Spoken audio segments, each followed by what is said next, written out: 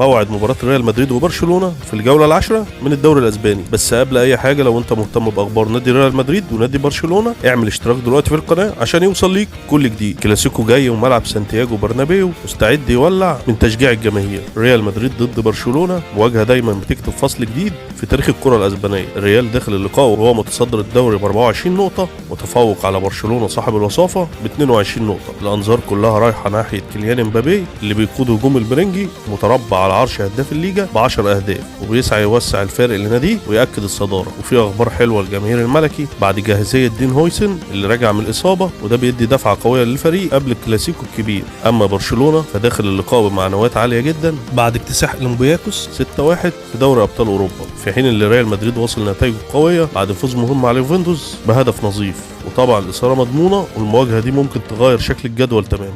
أما عن موعد المباراة، فالمباراة ستقام يوم الأحد 26 أكتوبر على ملعب سانتياغو برنابيو الساعة 6:15 مساء بتوقيت القاهرة. المباراة حصريا على بين سبورت 1 القطرية. كده وصلنا للنهاية. لو أنت مهتم بأخبار نادي ريال مدريد ونادي برشلونة، اعمل اشتراك دلوقتي في القناة عشان يوصل ليك كل جديد. كان معكم حسن سعيد.